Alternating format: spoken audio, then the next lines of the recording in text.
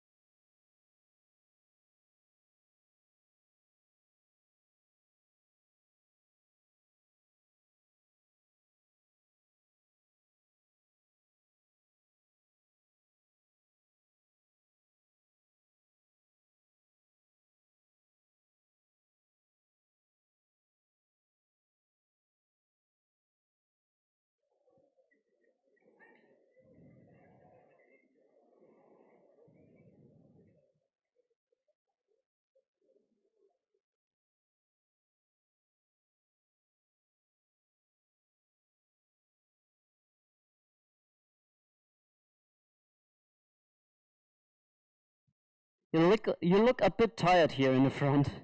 How was it? Okay, how to describe a Makeathon after 4 days when you're completely done? Yeah. Okay, how was it? Yeah. So before we start with the final presentations, I got you some facts for this Makeathon, some facts and figures. So we had here in Las Palmas 233 people, there 175 young talents which participated in the different industry challenges and worked all day and a bit in the night, I think. We had 58 guests coming from the industry, from research, some politicians, and also we had a visit from the president of the Canarian Islands. Woo!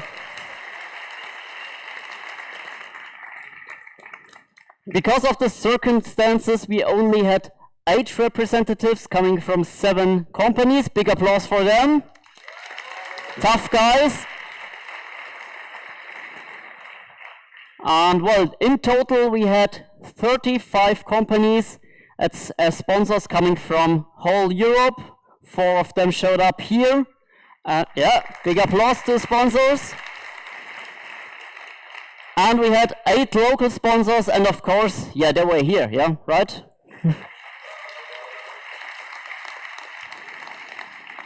So additional to the Makeathon we did here in Las Palmas, there was yesterday evening, there was a VIP event at the Smart Villa at Dr. Stetter's house.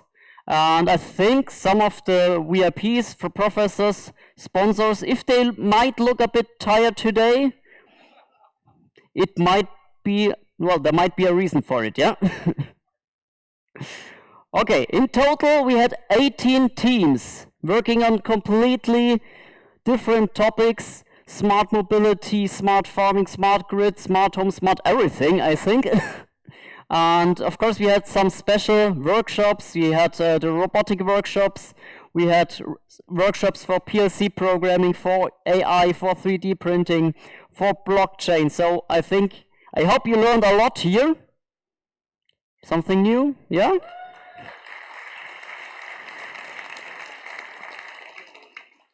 So, and if I counted right, 175 young talents working for 4 days per 10 hours, that makes 7,000 hours of engineering.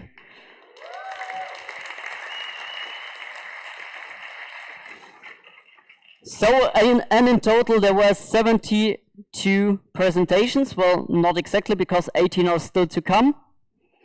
So what did we have? We had a ton of material. We had 1 remote team. We will connect to them right in the next minutes. We had 3 solar cars, a nice food truck, the president, and no corona.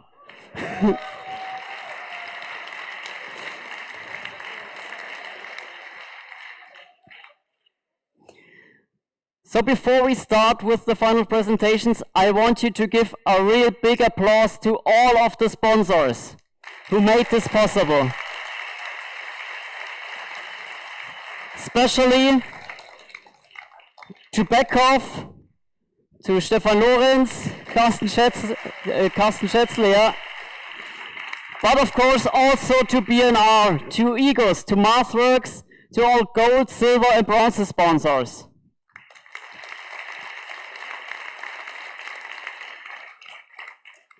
And especially I also want to thank Spec for preparing everything here on site. Thanks to you.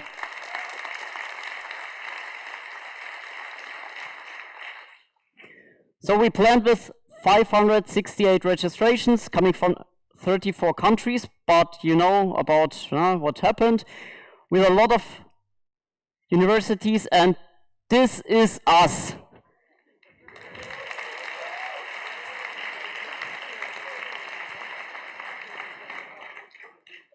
So I just want to you say hi. So maybe say hi to the guys in Südwestfalen. Ja. Hello, hello, Südwestfalen, can you hear me?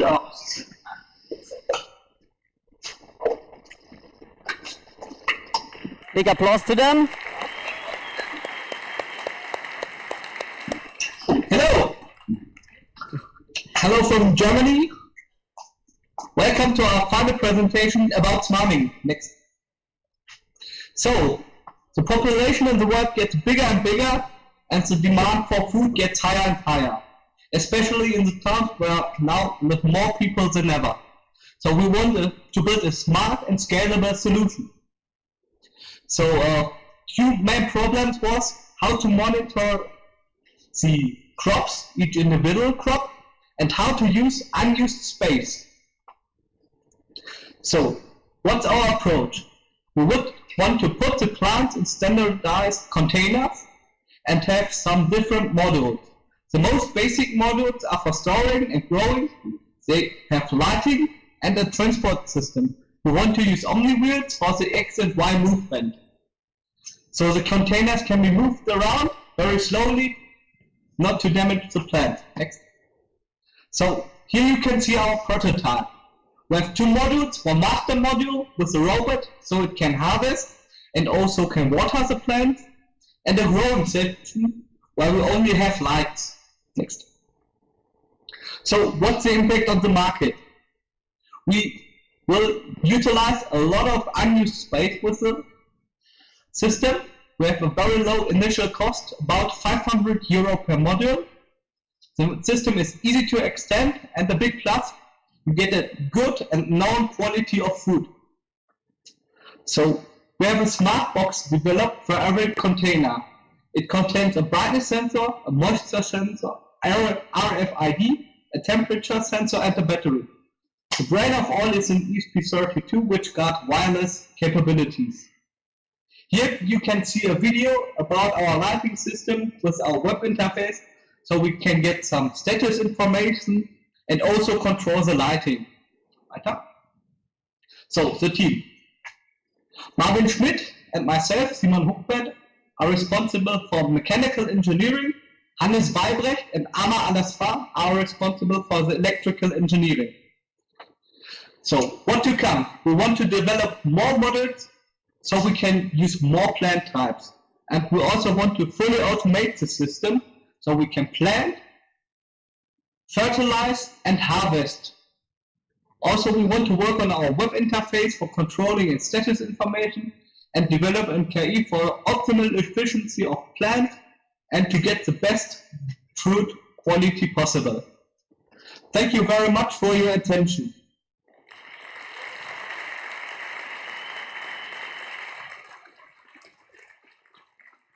So, thank you, Team Iserlohn.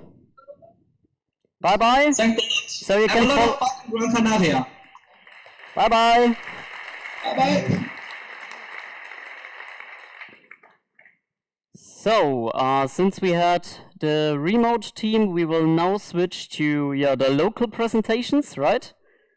And the first team, because they have to catch the flight early, will be the remote team. No, sorry, we had the remote team. Yeah, it will be the co-team, the co-team 19. Applause.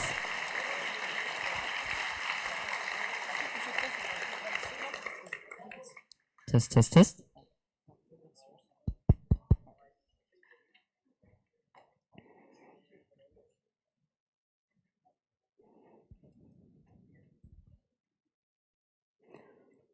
So maybe the speakers can already get on the side here.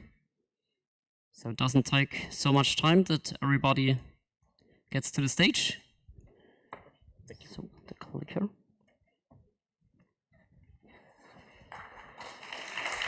Okay.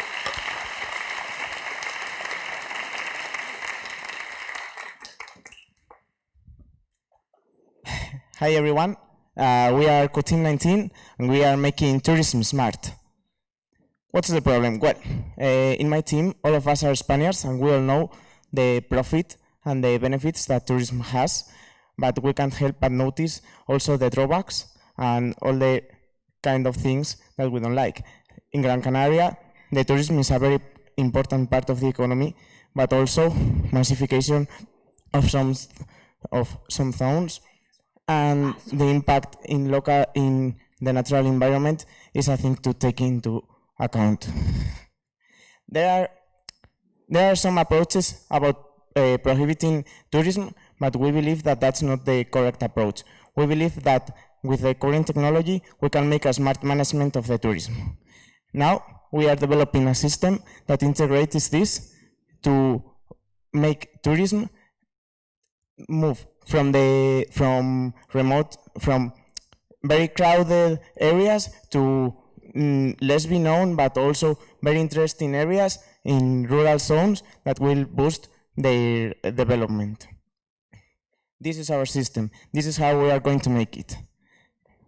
We have a main server, and we have developed three ways to control the tourism and to redirect them via an app and also via physical control of access to certain zones. There we have chosen like 3 main examples of how to control, taking it locally here in Gran Canaria. So for example, this is a classical pool, natural pools in the north of the island.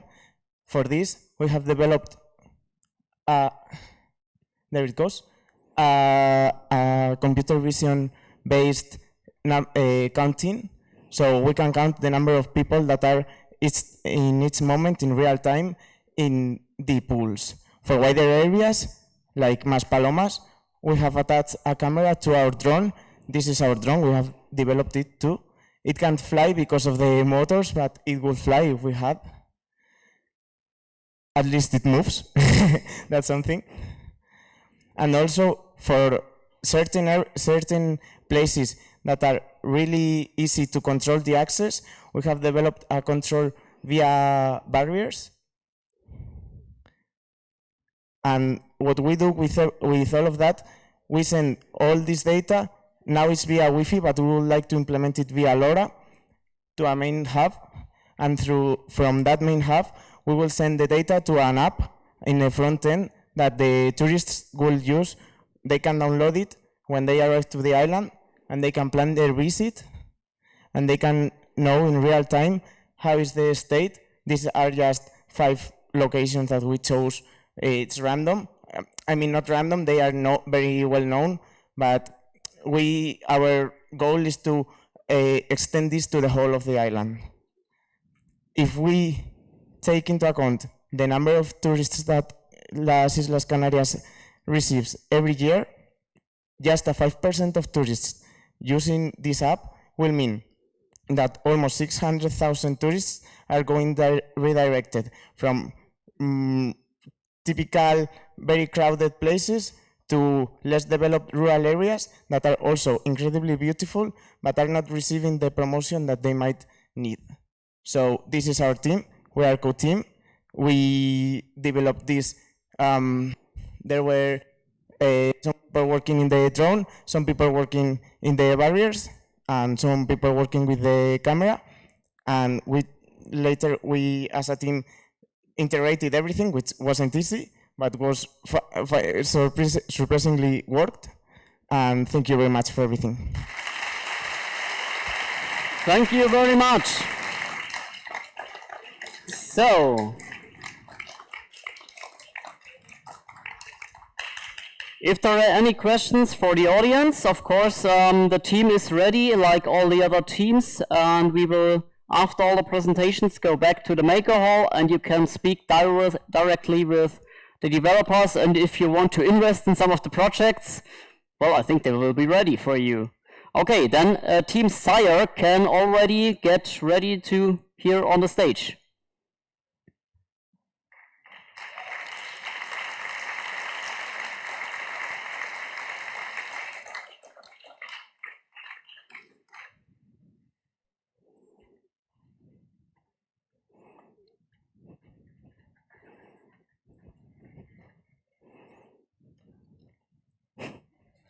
There you are. Thank you. So, thank you. Before I start with the presentation, I want to tell some important words. I want to thank my team.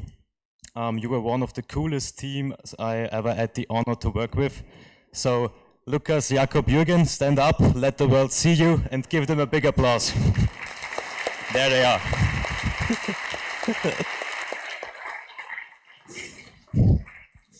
So, we are the Sires. We are from Vienna in Austria and are here on behalf of the UAS Technikum Wien. And as you maybe can see, we chosen the MathWorks challenge of predicting and detecting wildfires. This challenge appealed to us because wildfires destroy large amounts of land every year and therefore are not just hurting the economy, but are also damaging the environment and the wildlife. We were able to realize our project with our little friend Johnny, who was neither smart nor green before we arrived here. And in the last few days, we made him smart and green. So, Sorry. Okay, here we go. Especially challenging was the fact that Gran Canaria itself consists of 14 microclimates, and therefore it was especially challenging to predict wildfires and also predict high-risk areas of igniting wildfires.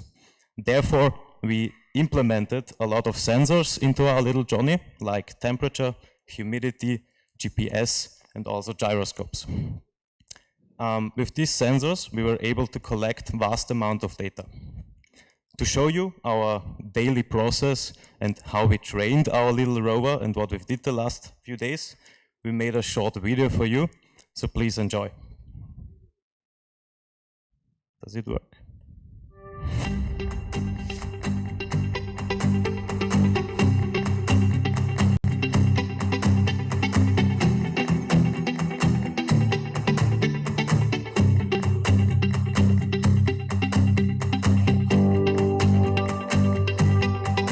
He did it.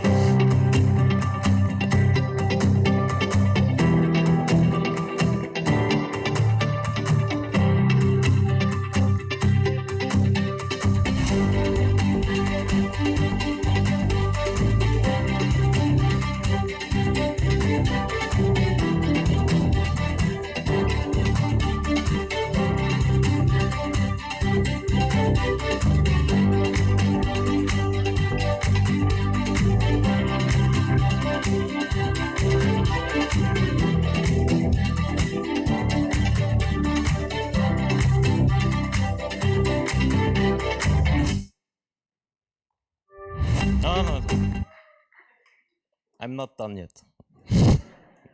Oops. So, we also want to show you our schematic functionality. As you can see, we have a microcontroller for our motors and sensors. Regarding our energy supply, we integrated some photovoltaic modules which charge our battery, and for them we provided an extra microcontroller. Because detecting wildfire is mainly a visual analysis, we connected our camera with a Raspberry Pi, which, thanks to integrated Wi-Fi module, makes a link to our laptops here on site. And through a MQTT,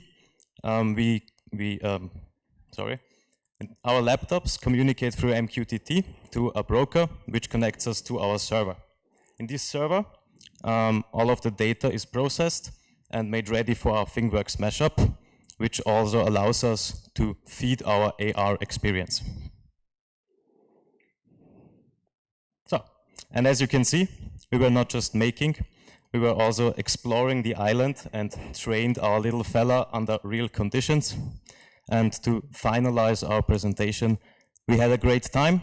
We gained a lot of experience, met a lot of new friends, and really enjoyed it here in Gran Canaria at the Makeathon 2020. Thank you.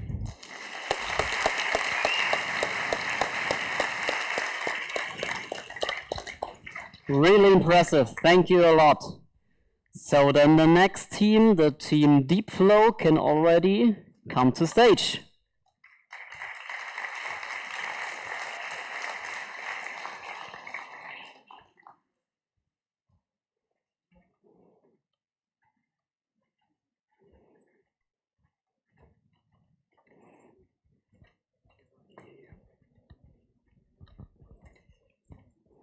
Hi everyone, we are Team Deepflow and our product is called God's Eye. The following will be our story.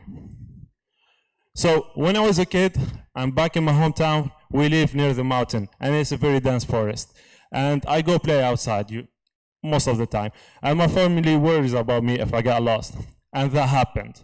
And they were crazy. And like they called all our neighbors, they called the cops, and everybody was looking for me. And after several hours, they found me, and I was in bad shape. I was a kid. So now, today in Spain, I met very beautiful people from Canary Island and my teammates from Tunisia, and we found a solution for this kind of problem that happens to most of us. So we thought about why not making a smart bracelet that is based on GPS technology. If you are like in an isolated place, deep in the sea, deep in the forest, deep in the desert, you will not have internet connectivity and you will not have access to GSM network. So we use the satellite triangulation to detect the location. So what you're seeing on the right is like the hardware we have used. It's not that complicated. And like our ultimate objective is to make it cool, like look cool like that. So we have made a mobile app. So anyone like is going to an isolated place, he can like tell his friend, and that friend of his, he can track his location. So in here, like the red pen is like when somebody is going to a weird path, like when there is no coverage. So your friend like can send an alert to like local police or something like that, and like he just press a button and he gets the name of the emergency contact and everything. And for the green pen, it's like we are safe. Now, we have made a website which is basically based on business intelligence technologies. It's a dynamic dashboard, and these dynamic dashboards allow even travel agencies to track their customers. So for us, like we were testing our smart bracelet on our team, and just a minute, you can see my picture over there with all my details and my friends' details, and like they can locate us on the map. Now, this technology is powered by some AI algorithm, specifically machine learning. We used the random forest isolation to detect the outliers. What does that mean? It means that if you go to a weird path that nobody did before, we're gonna compare it to the rest of the data that we have collected from most tourists, and like we're gonna separate you in here, like with the red circles. So these two individuals are taking an unusual track, and this is like the usual tracks. I will not bore you with details of AI, but this is like the core of our application. So now the demo. How to work with the demo? Okay, God's Eye in action. So this is the Canary Island, and these two pins are green, so people are safe. We have their emergency contact. And now this person tries to be adventurous. He might get hurt. So it's red. Now, for example, the police can track him down and like save him before he's hurting himself. And he's like taking a tour on the island. And we have the other individual with the green pen. I think he's safe so far. And this is only the mobile application, and we still have the website, but 2 demos will be too long. So this is the amazing team that made this work happen. We are from Tunisia and we are from Spain, and I think this was one of the best teams ever I have worked with, and I have learned so much. And they are locals actually from Gran Canaria, so we got to live the full experience. Thank you so much.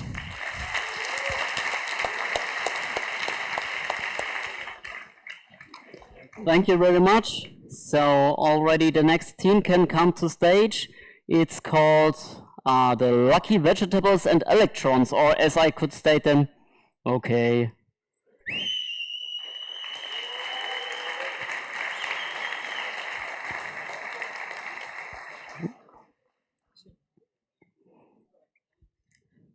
Hey guys, we are the Lucky Vegetables and Electrons, and we want to introduce you to our auto-flip window farm. At the beginning, we had the idea, or we were interested in the use cases from smart grid and vertical farming. And then we said it's a problem, everyone knows it. If you live into a big city, you have less space. So we tried to connect the vertical farming inside your house. Even if you have just one room with a window, you can add our product. For this, we had the idea to make a window farm, and you can add it to every window you already have. So probably it's good if you have a window. And that the plants get water and light and even insects like bees and so on.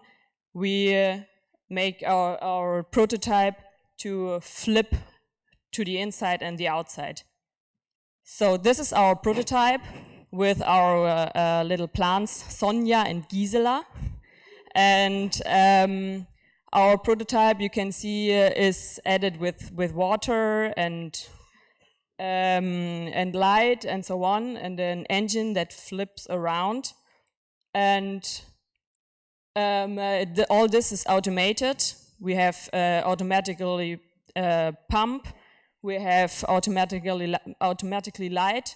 We have the engine is flipping on its own, even if it's raining and it's too cold outside, then it's flipping to the inside. And we have a measurement for the temperature. And all this is added to our prototype. And so we invite you to our booth, talk to our team, and have fun with us, and we tell you all the details of our product. Thank you. Great, thank you. Really nice. So we are coming to the next team, and if I see it right, I could maybe announce them with a song you may notice.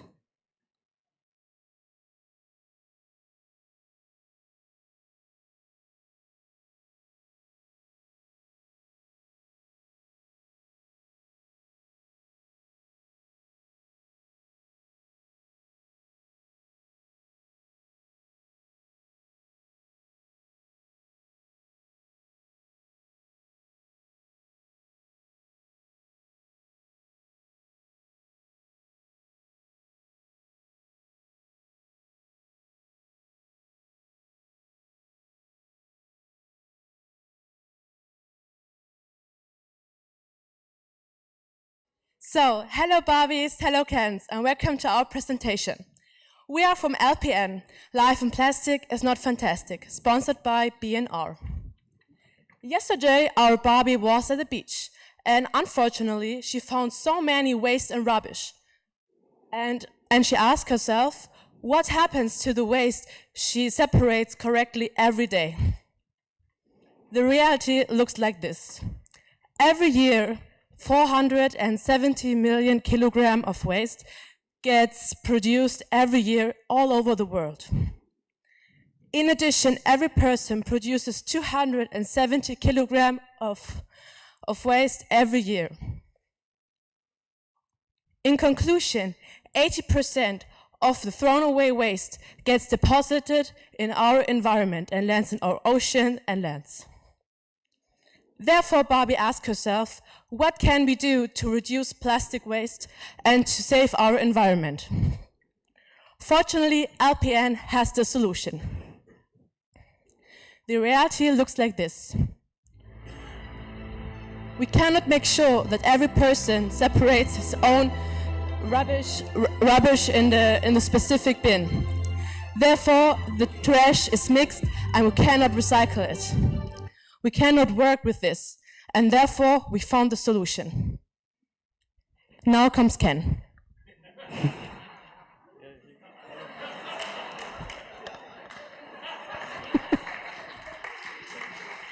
Okay.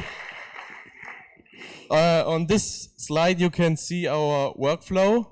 On the left side you see the unsorted garbage, and on the right side you see the output. There are the different bins like plastic, metal, organic, and other things. For an example, you put a banana in the machine, and we will detect whether it is plastic, metal, or other garbage, and then it will go in the right bin. Also with the other garbage.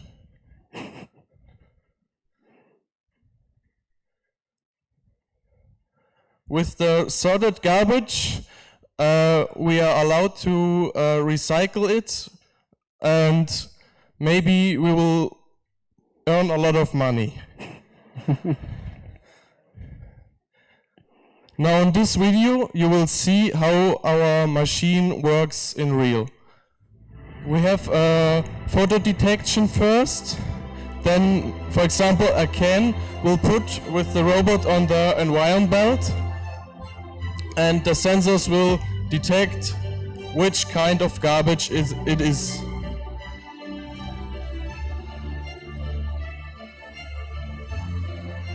And then in the right bin.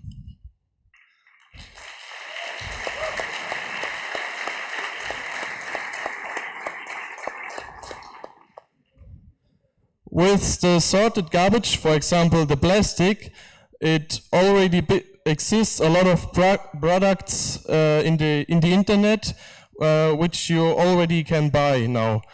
For example, on preciousplastic.com. At the end, I want to say thank you to my team. I really love you guys, and maybe later we will drink a lot of cervezas. Thank you.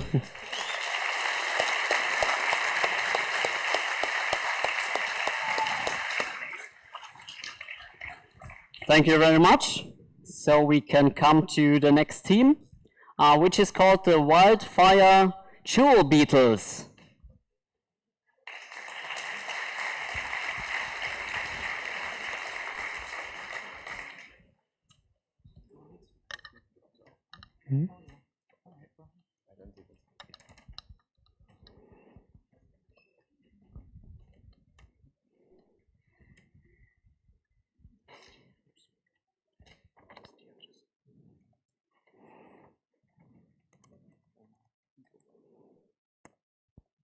The microphone?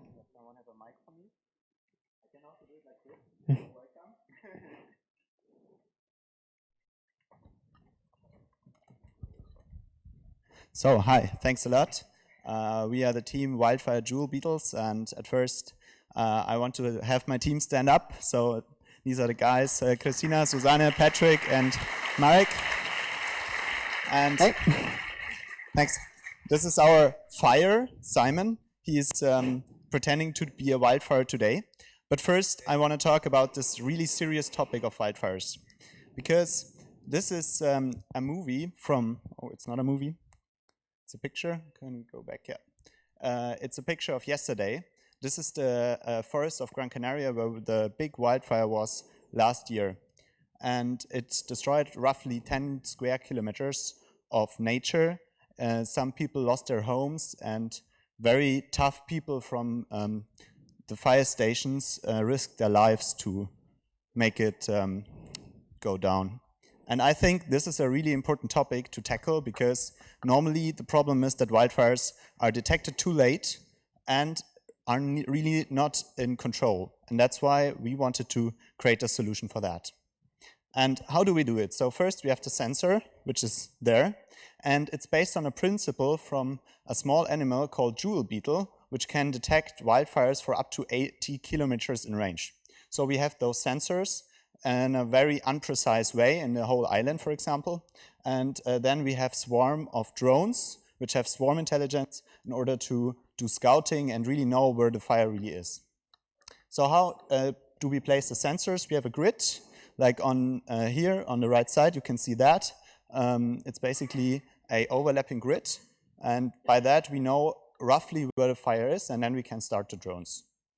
And because I want to demo it, everything else is boring, we try a live demo. So this is really live.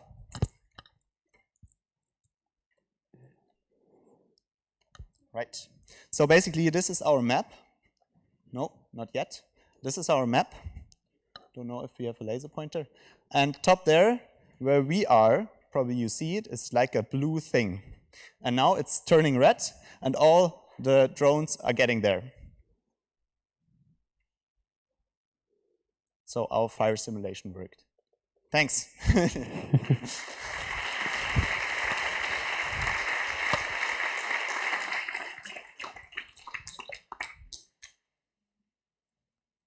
Okay, let's get back to the presentation. Yes, I'm trying to.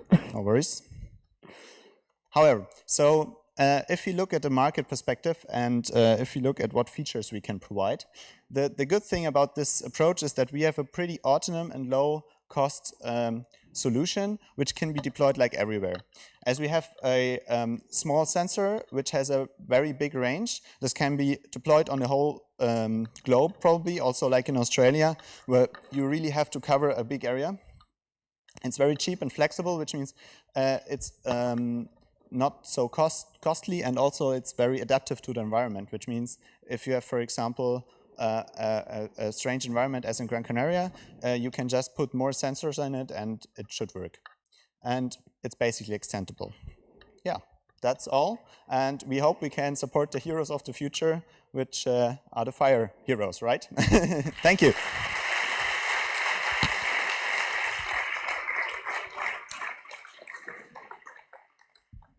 So, thanks a lot. The clicker, please. So the next team tackled the same challenge. It's called the Wildfire Maps. Applause.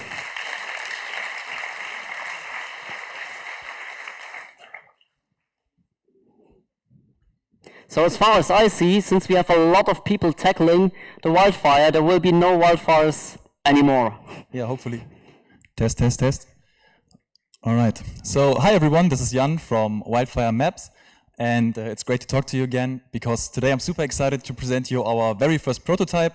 But before we get there, let me quickly get anyone on board with what we are doing. So as you may know, a lot of people were working on this MathWorks challenge for detecting wildfires, and they came up with some incredible solutions and ideas for different vehicles and sensors. And all these solutions look pretty promising to us, but there was one challenge or one problem that we saw, and that is that all the teams would evaluate their data on their own. So this would lead to many different distributed systems with partial information, but you won't have any, let's say, centralized spot where you could see all the data at once. And this is exactly where we come into play. So what we've done is set up a centralized system that is heavily powered by MathWorks and modern web technology. And the idea was that anyone in the world on any operating system, so that could be your smartphone, your tablet, or your PC, should have access to that data, and yeah, should just be able to get an overview. So, as you can imagine, the project work was or required a lot of communication with all the other groups and internal organization. So I'm pretty proud to show you what the actual application looks right now. And these are some screenshots from an app. So we have the map with the fires highlighted, and this is just demonstration data, so no need to worry right now. But as you can see, if you zoom into the map, you can get further information or more detailed information on the fires. And we also had a little About Us section where we wrote a little bit about the team and detailed instruction on how you could start using our API today with technical information. And for the future, we hope that we are not only able to display the detected fires, but also make our own prediction. And maybe this could be done by using some machine learning algorithms or artificial intelligence, because as the centralized station, we will collect a lot of data. And before I bring this pitch to a close, I want to send a big thank you to my fantastic team. So we had Tim, who is an expert in processing digital data. We had Falco, who set up most of our server-side infrastructure and our databases, and Pero, who made the information exchange with other groups possible and had a lot to do with the project management. So these guys alone are truly amazing. And then there's me. I love to build software solutions, but most of the time I don't even know what I'm doing. And yeah, thank you for your attention. Check out our website. We are live since tomorrow. Thank you. Great. Thanks. Thank you very much. So I leave the QR code on, and in the meantime, Team Futuric can come to stage. Where's Team Futuric?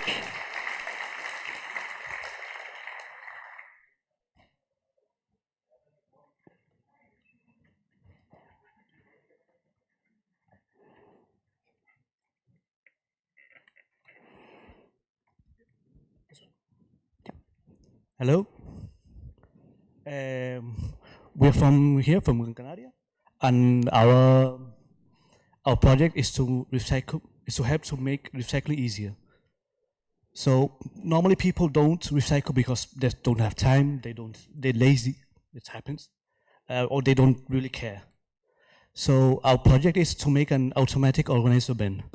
How it works? Well, there's a video. In this case, no, it's not inside. Well, we're problem with the video, but basically in this case we separate the organic with the non-organic. The organic, if it reaches its organic, it will fall down there. If not, it will continue. But right now we have problem with the video, so sorry. What will this do? It will help recycle. It will make help to not be more contaminating, and it will make the next future easier to recycle, to make recycled things.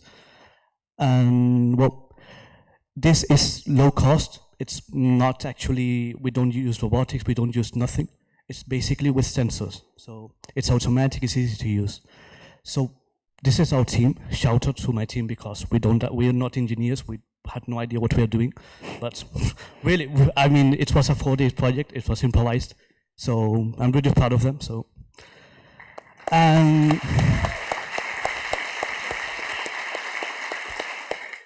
okay, this is just a small project for the home. But imagine if we do it bigger. Imagine if it's a rubbish dump where there's a lot of products or lots of dumps, lots of rubbish. It will actually help to make it easier to. Right now, if we calculate, it's only 3% of our rubbish that actually goes. It actually be recycled. But with this, we calculate that's nearly 50-60% that will actually be recycled. So with some better sensors, better instructions, and even more money, what we can do with just a little bit, but with very low cost. So that's our project, and thank you. Thank you very much. So we will come to the next team. It's called Team Surf.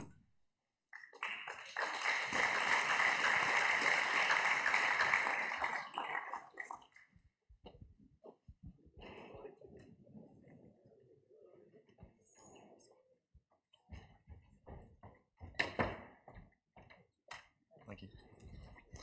So, hello everyone.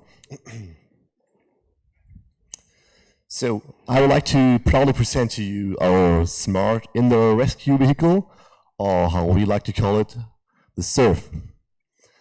The job of a firefighter is pretty dangerous. First of all, we got the heat, the high temperatures, and afterwards, the fire causes a lot of smoke, which lets them barely see inside of the building. And the smoke causes also a lack of oxygen, so it's pretty hard to breathe for them.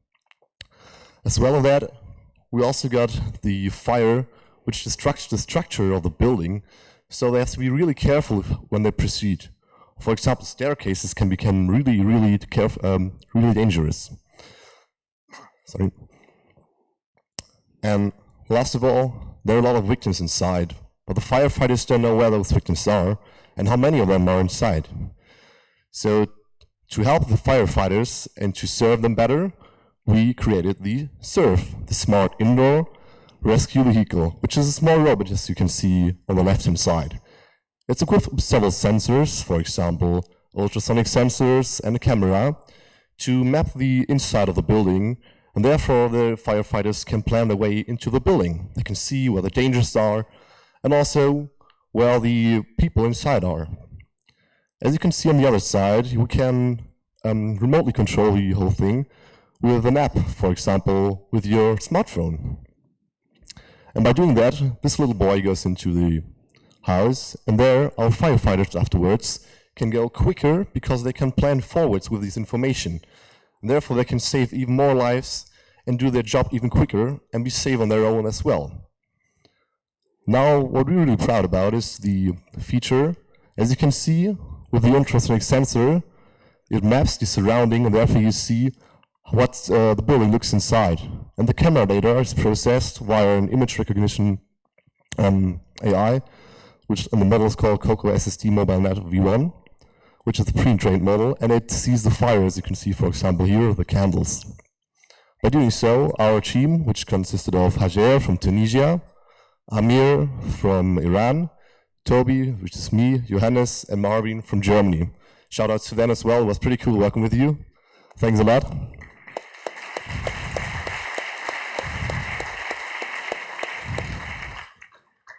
So for an outlook, how can our serve even better? As you can see, we need a heat shield for our little boy because it's pretty hot in there, as I told you. We need a custom-made one, and to keep it cool and fresh, maybe some cooling system inside, which will keep the sensors all nice and comfy. We can add these new sensors as well, for example, infrared sensors, or many other temperature sensors. We can also change the drives so we can climb up stairs. And that's it for now. Thank you very much, and thanks for the great time in Gran Canaria. See you next year. Thank you very much. And the next team is more or less tackling, the same issue, because they are called the firefighters.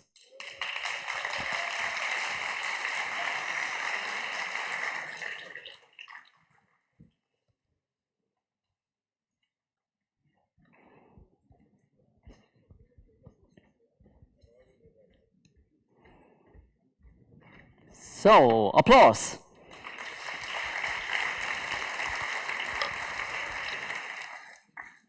Hi, we are the team firefighter. Our goal is to be more safe after the fire and before the fire. We have two different things. That is prediction with a robot in the affected areas, with deep learning that we use. With that, we can prevent the wildfires, but we have also the monitoring of the affected zones using the satellite images.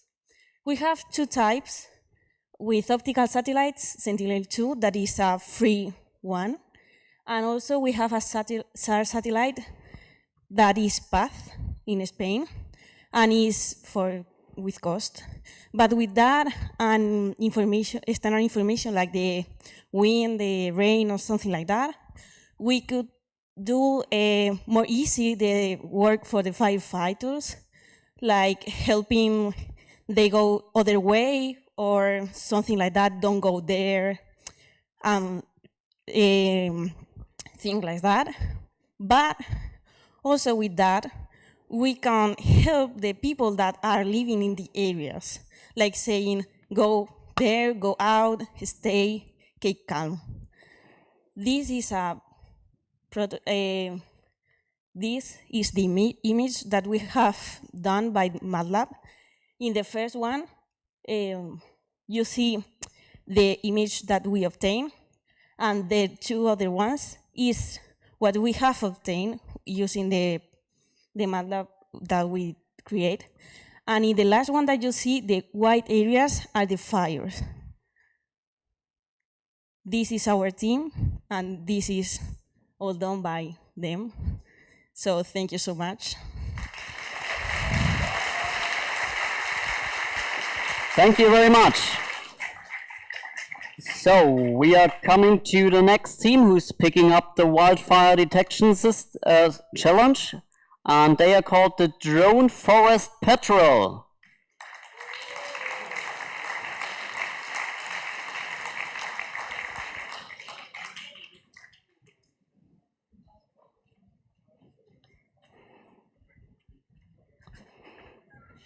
So here you are. Good morning. Hello. Time to wake up. So I just want to introduce you my colleague Daniel.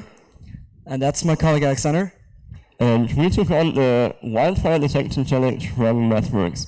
We are Team Drone Forest Patrol and we are your eye in the sky.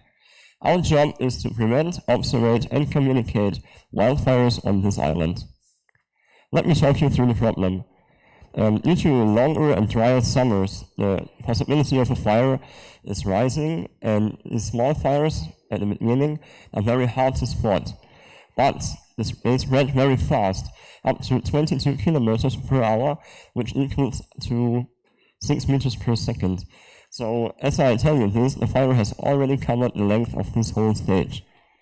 So the coordination of the firefighters in service is very hard because they don't know where the fire is, how big it is, or in which direction it may spread next. So you could use a satellite for this, but they are way too expensive to afford for smaller countries. So this is the team who accepted the challenge. There are some people from the AWDI from the High School of Aachen. This stands for the Drone Development Initiative, and they were tasked with preparing the drones, getting the sensors ready, and get data for our AI. Speaking of AI, the AI was programmed by our colleague from the Leuphana from Lüneburg, and he cared about the creation of the AI, gathering and labeling of the training and test samples, and training and testing the AI. Last but not least, there were my wonderful colleagues from the Hochschule Aachen, which created the an algorithm to detect heat or fire and coordinated the project. This is our concept, which relates of 3 different modules. The first module is there to prevent fires and fly over the island regularly. It scans the vegetation and is supposed to detect dangers even before they occur. If it detects a danger anyways, it reports this as fast as it can to the drone. The drone will fly to the position given by the glider and look out for fires. If the drone finds then a fire, it gives this information to the fire brigade, provides them with images and a live stream. So now that you have seen our concept, it's time to show you how we evaluated it. We provided prototypes for both the glider, which is tasked with the long distance observation, and for the quadrocopter, which is supposed to target the fire. The glider actually was able to fly, covering a large area, separating the area into small squares, and analyzing each of the squares by the algorithm, using the algorithms that we developed. The quadrocopter was able to locate a heat source and take pictures of it, providing additional information. Both of them could be improved using thermal cameras, especially if we would have bad observability of the fire, but that was not possible during the Makeathon. The overall concept would be would allow the prevention and the cover and the observation of large areas through the glider, and the exact location and the additional provision of information for the firefighters, even providing a live stream of the current situation at the fire location, helping firefighters prepare for their mission. So who could make use of this invention? So I just googled where on the world wildfires occur, and as it turns out, you are pretty much nowhere safe from them except Antarctica, and therefore our invention could be used all around the world, especially for countries who can't have the satellites in orbit. So yeah, we've showed you that it's actually possible to do these things using pretty cheap hardware. All the things that we used cost way under 1,000 euros, so they're very accessible for, especially for governments and firefighting brigades. We showed that it's possible to cover large areas, to make maps, to find fires, and to locate them exactly using a quadrocopter. So our proof of concept shows it's actually possible to automate the entire process of finding fires. But we want to improve on this. We want to make the system more sustainable and more and better at detecting fires. So we need a lot more data in the future to improve our AI algorithm. We also want to improve the range and flight time of our glider to cover even larger areas, like an entire island like Gran Canaria. We also want to provide a thermal camera. And if we could have a thermal camera with enough zoom, we could maybe even ditch one of the components, the quadrocopter, further reducing the cost and making it even more accessible to save the world from wildfires. Thank you so much. Thanks.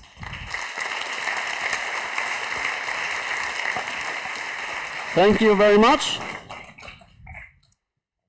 Thank you. So we are coming to the next team, and they had a real long trip. They are coming from Botswana.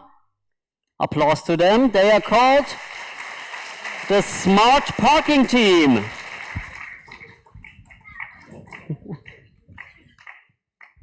I didn't want to increase the distance to get to the stage. Thank you. My slides? Yeah, of course. Yes. Hi, everybody. We took on the Q Loud challenge to develop a smart EV parking. Which one? Sorry. The big one. Okay. So I think you guys have seen this before. Everybody has experienced someone cutting in line because, I mean, they feel they deserve the parking more than you. So the problem statement was to keep customer loyal to the mall and improve customer experience. So you know your EV is safe and it's charging. So our approach was to improve shopping experience and charging convenience, attract more customers. Who doesn't want more customers to come to their malls? And yeah, so our approach, we decided that everybody just, if you're given a little bit of sweet, next time you're gonna come back. So malls would give rewards to their loyal customers. If you know you're coming to the mall, you can reserve a specific parking, and no one would give you stress about it. Because we have both EV and IC cars, you can make sure that the IC people don't park in the EV spots. And if now the mall is full and you really want to charge your car, and all the charging bays are full, you can join the queue. And if the queue is too long, then you can be like, no, it's fine, I'll just go do my shopping and I'll charge some other time. So our solution, here's the app, it's working, and the prototype is working. So it uses image character recognition. So your car comes in, I don't know what you guys call it here, I call it number plate, the car registration. Okay, so it picks up your car registration. If you didn't reserve that parking, you're not gonna go there because the boom is not gonna let you. And if you're not an EV user, you're not gonna go through the EV bay. So if you're an EV user, you know you're gonna be able to charge there. So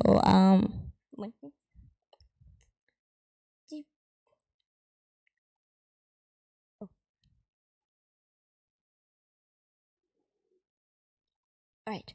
So the car comes through, image is picked up, and then if you are the one who is actually going to go there, the bay goes up, the boom goes up, and then you can go through. So, and this is our team. Tumisang, Mosdet, and myself. So, thank you. Thank you very much. So the next team can prepare. It's called the Safe Leave.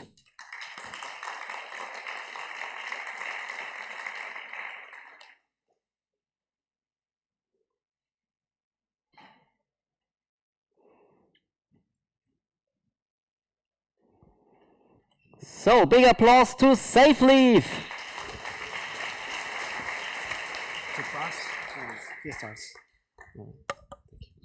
Welcome and thank you to the organization to be here.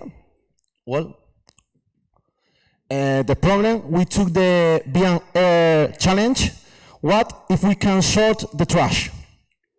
Well, we decide a different idea.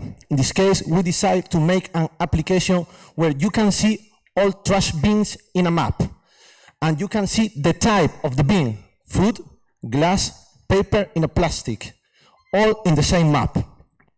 And then here we have the second part of the project. This is an electronic tool in the trash bin to know when it's full, and then are connected. Both of them are working, and you can come to our table to see how it works. But what if we think bigger? What if we use this in a company, for example, in a hotel?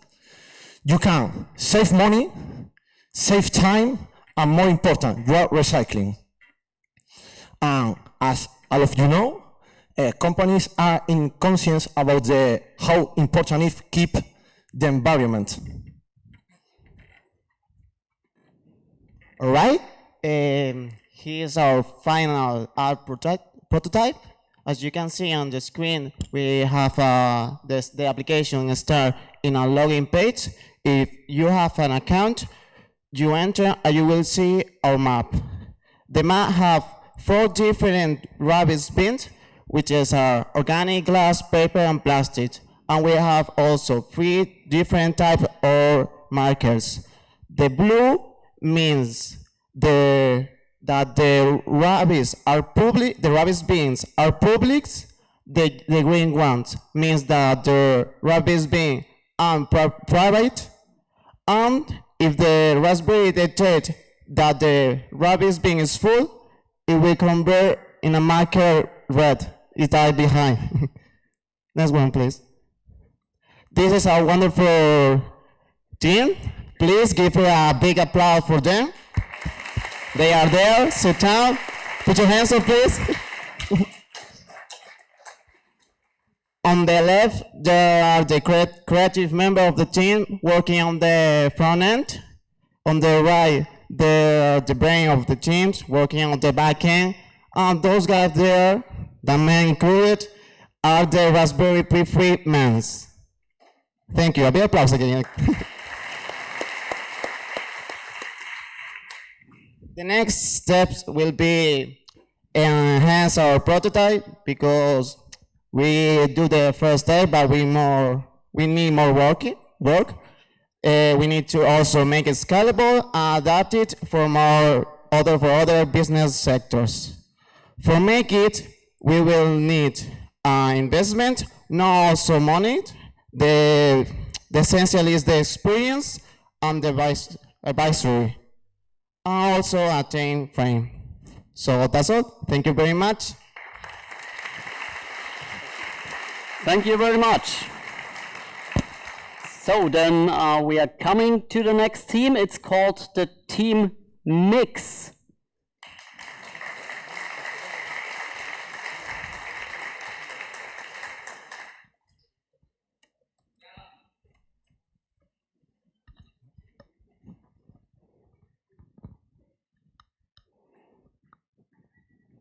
Applause.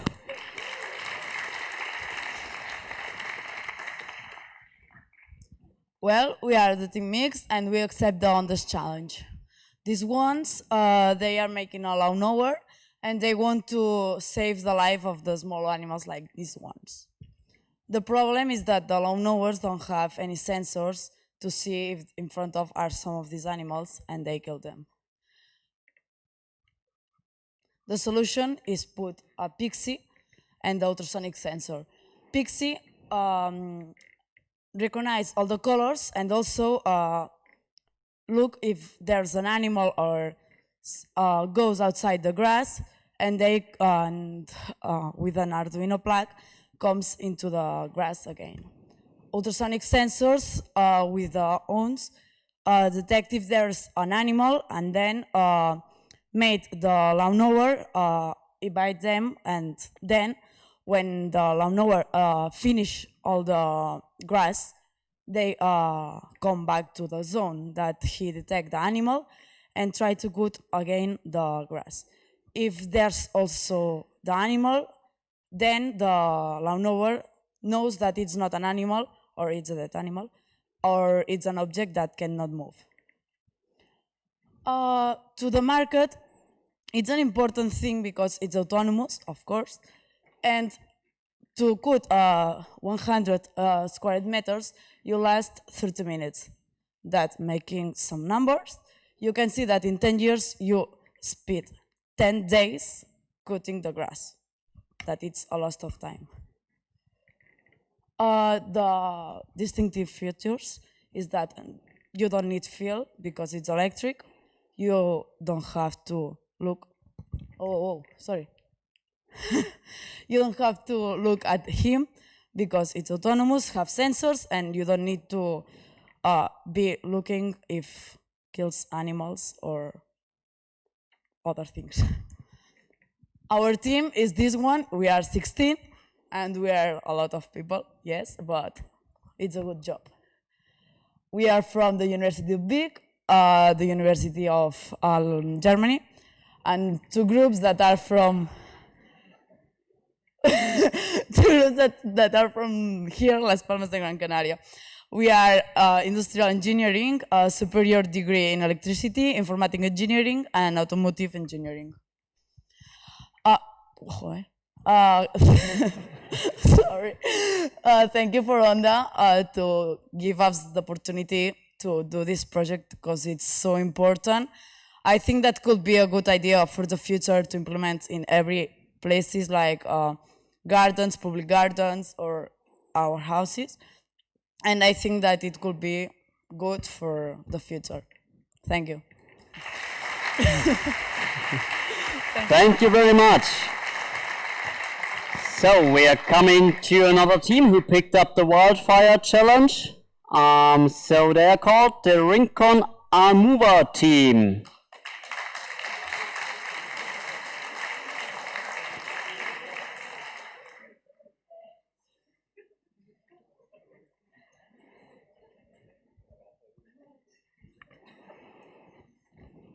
Once more, applause. Should I hold it?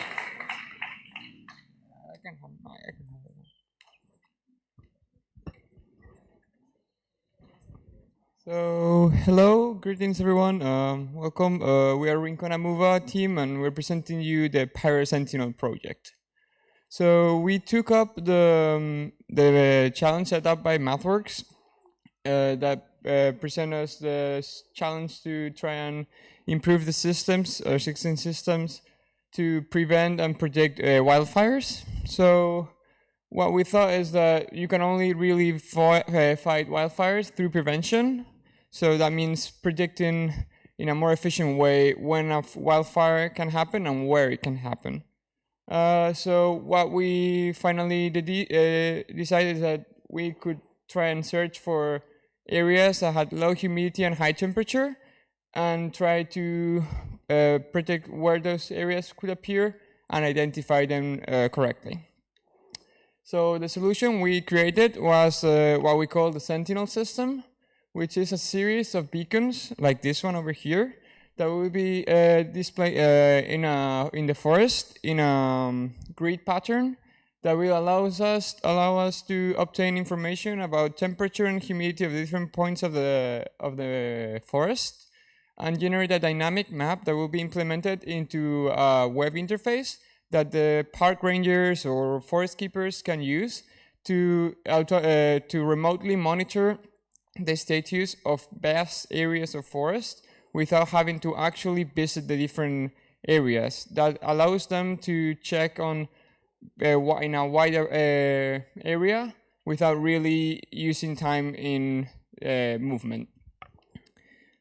So the main impact of our application would be a higher efficiency in the forest surveillance because with less hours of actual work from our forest keepers, we can monitor and maintain a bigger amount of forest, a bigger amount of area of forest. Then the fires will be also less impactful because as we can predict where they will appear, we can act accordingly and make sure that all the firewalls and systems implemented to lessen the impact are actually correctly upkeep it. And finally, it can be implemented on all the fields and industries like crop management, as they can also be implemented into a crop field or farms. The main characteristics of our product is that it's really simple, it's scalable, it can be produced in mass, it can be monitored remotely, and finally, it dynamically maps a vast area, so it automatically generates the values and doesn't have to be manually activated and can be really easily maintained. Our team was mainly divided into two teams, a software development team and a hardware development team. So big round of applause for these guys.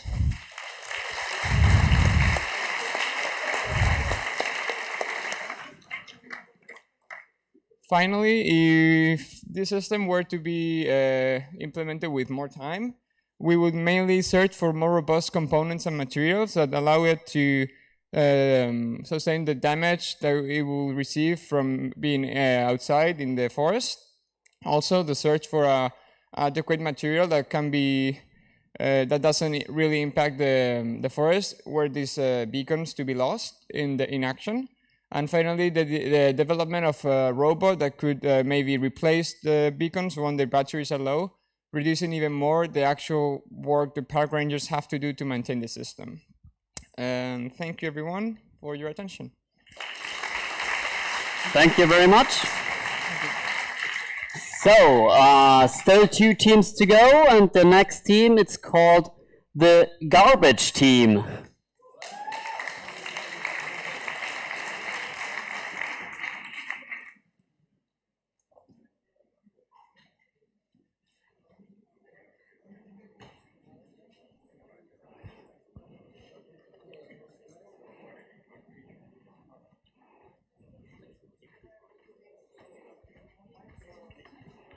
So, stage is yours.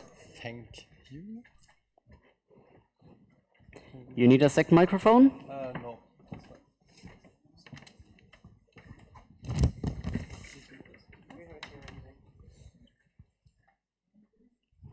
Okay, hi everyone, we are the garbage team. We are doing the industry challenge for Beckhoff. So, one of today's problems is all the plastic that ends in the oceans, and also that the customers doesn't know where the plastic that they waste is recycled. So we decide that one of the way we asked ourselves was to improve the waste life cycle and make it more transparent for the end consumers. What did we do? First, we established the recycling process, we built a prototype, and we designed an app for the end consumers. So we also studied the recycling process of today, and we thought how we could improve it.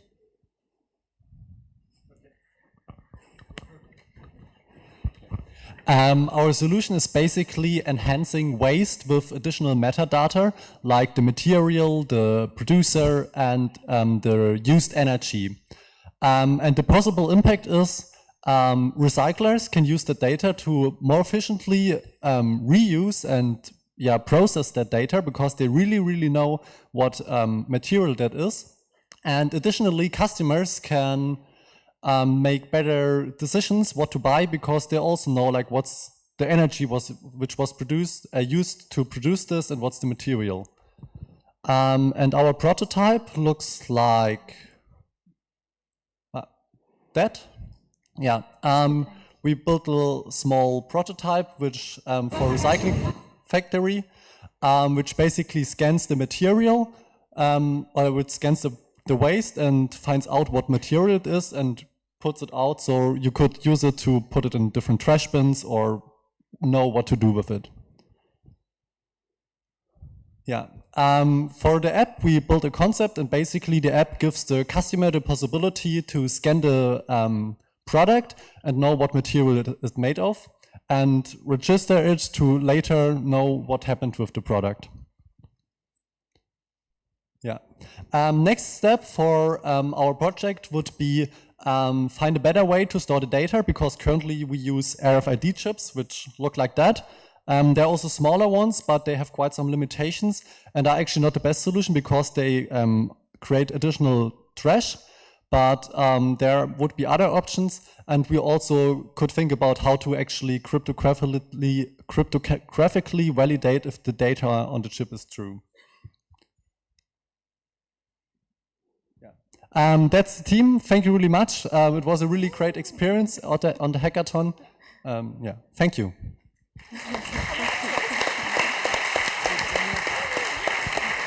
Thank you very much.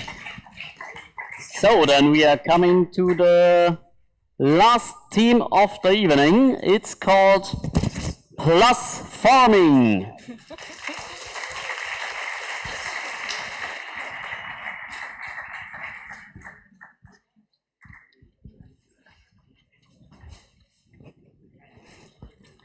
There you go. Thank you.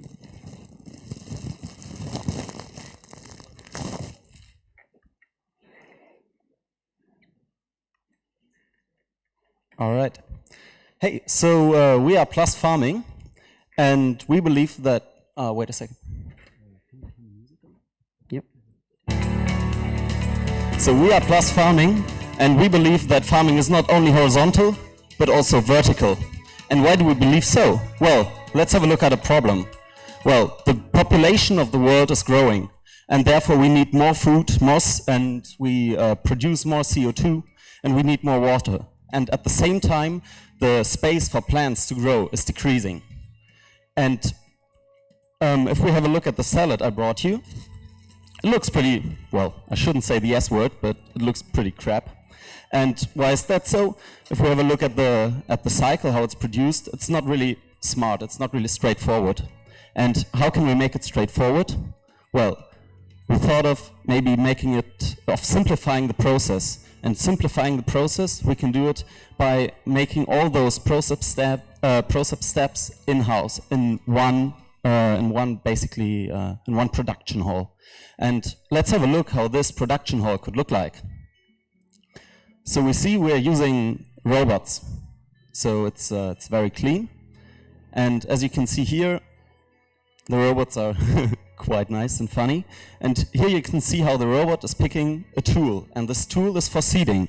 So the robot will basically plant the seeds in sponges. And those sponges, when the seeds are growing, are getting into the cylinders. And those cylinders, that's exactly where the salad can grow. And now it's grown, and I'm just going to use my mobile app to order a salad, and let's see what happens. Whoa, there it is. We have a fresh salad. And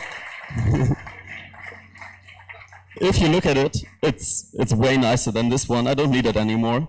And yeah, it looks really cool. And if you imagine, I'm just in the center of a big city, and I could have this really fresh salad. There's no packaging, no CO2 used. And another thing is, it's basically produced by robots, so no human ever touched it.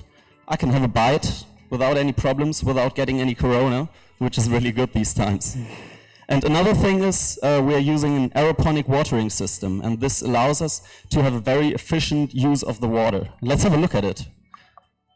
This video is just made at our prototype, and you can see one of the cylinders where the salad is growing, and the water is dropping from one cylinder to the next one. All the water is getting collected in the end, in the bamboo, and getting back into our system. So we have a very efficient water usage. So what do we have here? We have a modular system because we have a working prototype, but we could scale it up. Another thing is, it's an autonomous system. So with all those robots and the sensors we have, we can create the perfect conditions for a salad to grow. So we can harvest it multiple times a year, which is way more efficient than normal farming. And the last thing, it's a smart and green idea because we don't need any chemistry. We have very good use of the water, and we are trying to make the world a bit better. We are Plus Farming, local, ecological, vertical. And I'll just have a bite because it looks so good. Looks so good.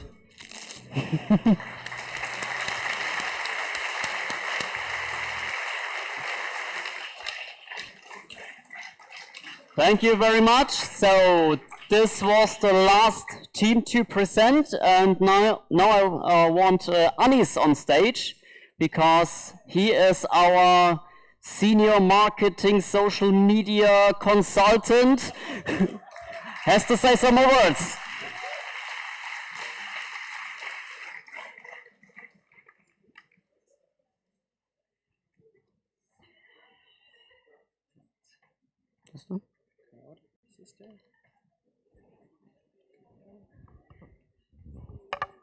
So, hello everybody. First of all, I have to thank you all for this great event as well, and for your participation and for your motivation, even through social media. A big applause for everyone.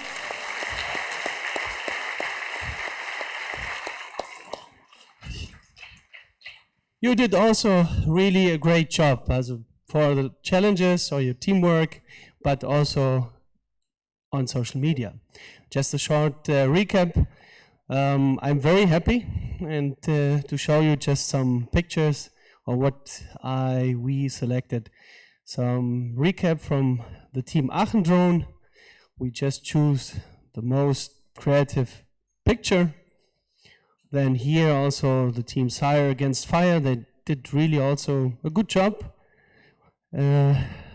Then, for example, Team Mix, also applause to everyone. And co-team. And firefighters, yes.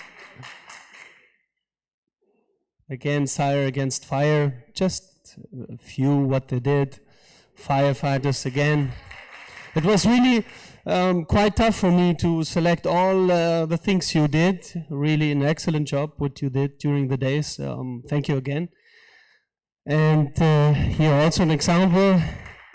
But in fact, it was really a hard decision, because as I told you, you did a good job, a great job, an excellent job. You hid or used my instructions, our instructions, and yeah, it's a decision. I have to do it. We have to choose. Only one winner, of course, and the winner was restricted just for a private person, and all his posts have to be set on the public. I saw, or you saw as well, that all of you just make a private, a special account for a team. That is also a great job. I didn't expect it. But the main goal was that someone in private is doing this job. So the winner is Jakob Herbst. Jakob Herbst, just come on the stage. Please just come on the stage. It is really a great job what he did.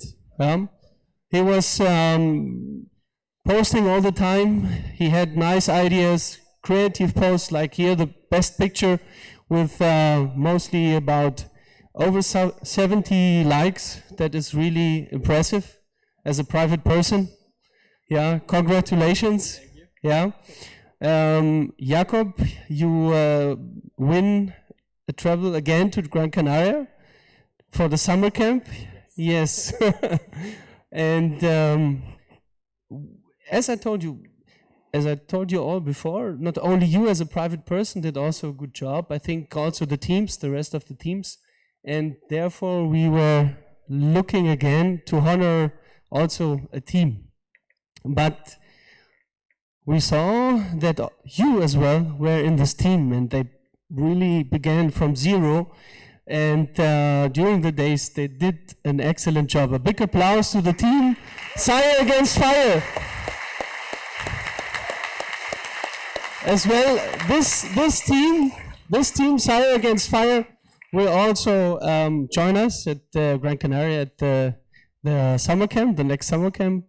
And yeah, that was regarded to your motivation through some different posts. You were acting, you're making some videos, stories, and I know everybody of you did that, also the other teams, but they really began from zero and did the private job, and Everything which come from their account was totally by private friends. No institutions, no universities, really nobody was supporting them. So again, a big applause to you for this job. Yeah. Then I have a little surprise as well for everybody of you. You saw that we really made a tough job during the days, and with you also together. A big thanks to my team as well in the social media, like Hora, Sammy, who is making pictures, Sarah, and also Amina, who was supporting me during the days. And of course, again, a big applause to you.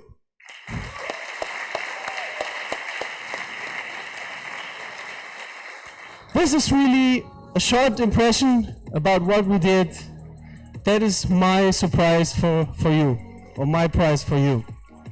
Just a little bit louder if it's possible.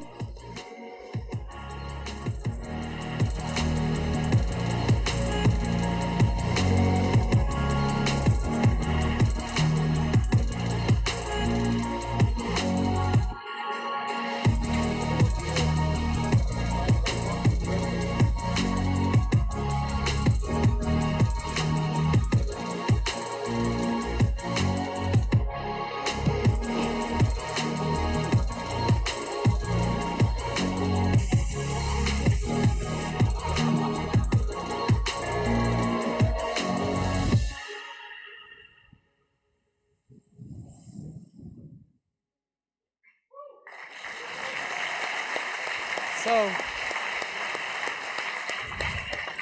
really, a big thank you very much. Thank you very much for supporting us, and I hope that you will supporting us even after the event. Therefore, I will send you this kind of short impression video on WhatsApp, on Slack. Please share it, take it with you home back, and remember this nice moment and yeah, this amazing event. Thank you very much.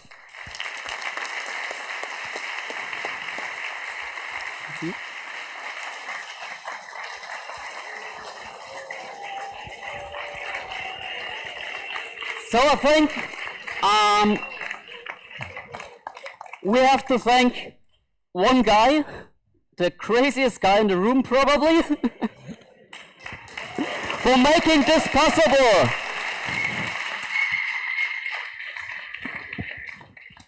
Well, thank you so much. A crazy week is over. It was really tough with this virus. It destroyed all our plans, and so therefore we had to cancel the event. And look,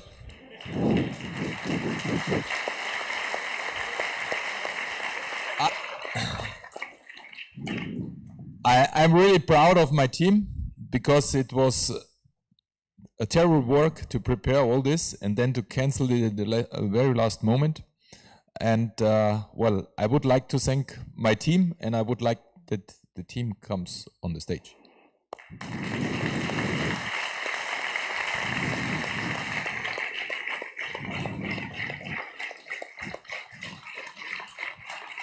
So basically everyone with a yellow shirt, right?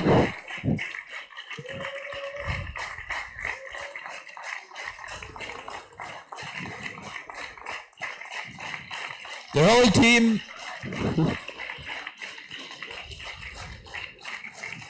Get off yours. Not everything, yeah. Well, there are more, huh?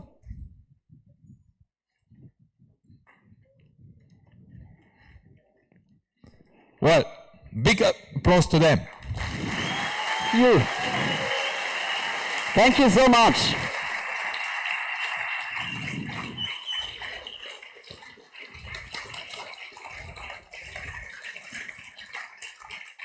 Well, I really have to thank to them, because we worked day and night before this event and as well during the event, and it's really great, and I'm really proud of you. Thank you so much. Thank you.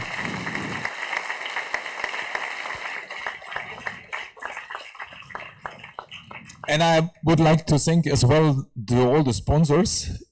Some of you are here. Big hand to the sponsors.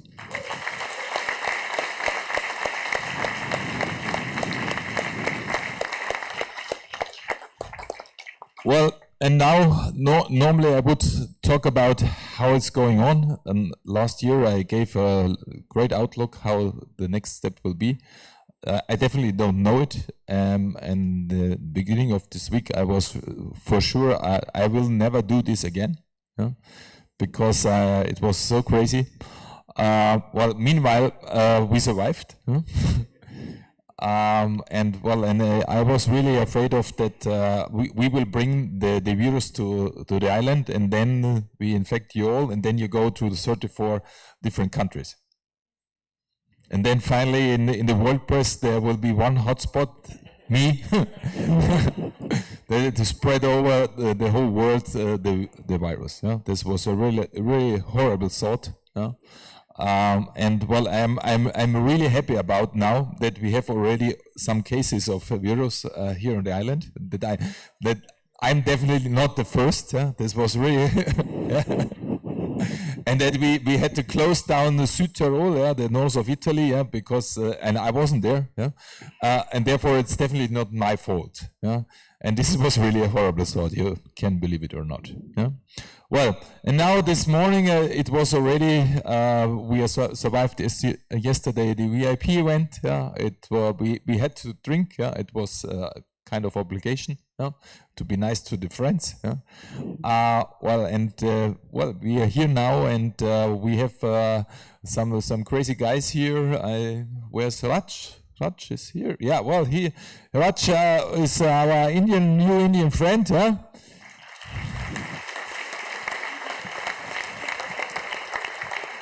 Well, and he's awful good job in education in India. And his idea is to make a small Makeathon with 2,000 people in India. I heard that his first thought was 4,000.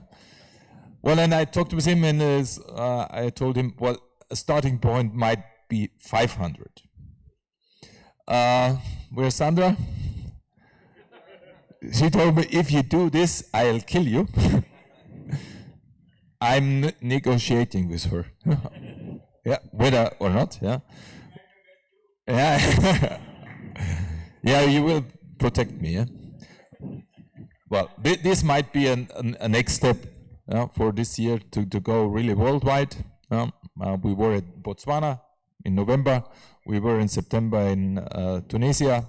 We were in March last year in Salamanca.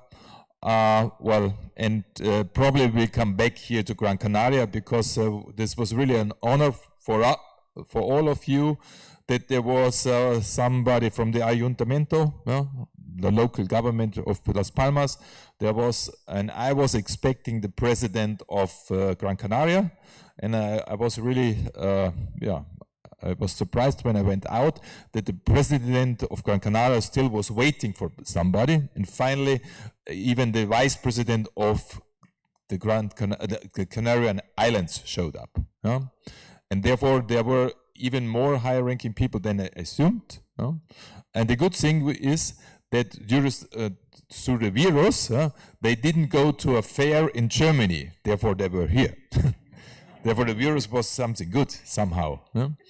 Well, and they told me that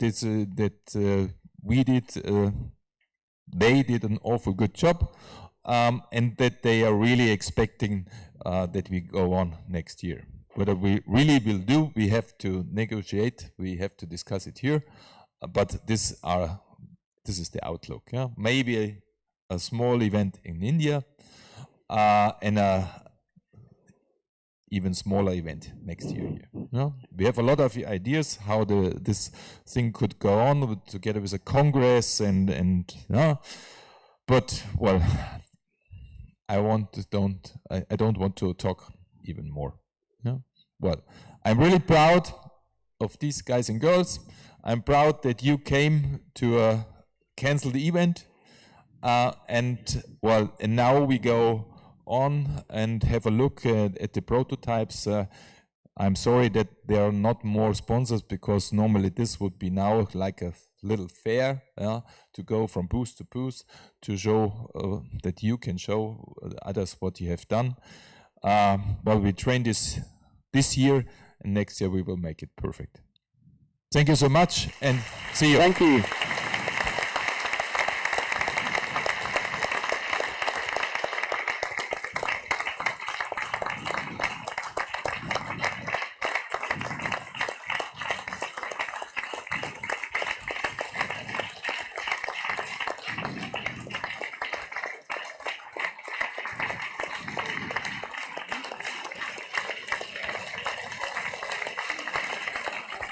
So I think there's one surprise coming from Kempten.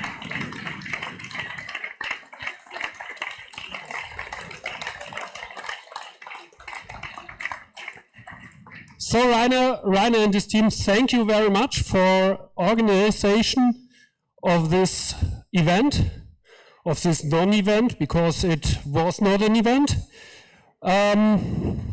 Due to the virus. And I got something for you and your team here in Gran Canaria.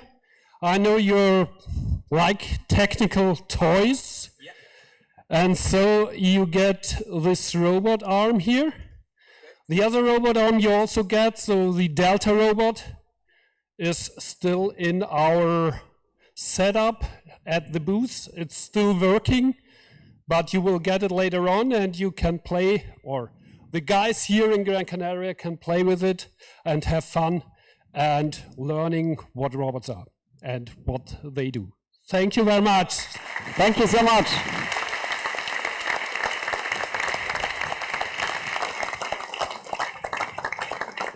So I think last but not least, I want to thank you as the participants, because we can just arrange everything around you, but you're making the story, right? Thanks to you.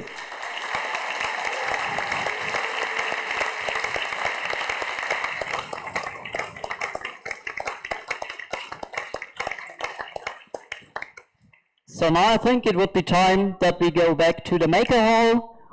We grab a beer, maybe also some vino, and then have a look at all the prototypes and talk about them. Thank you.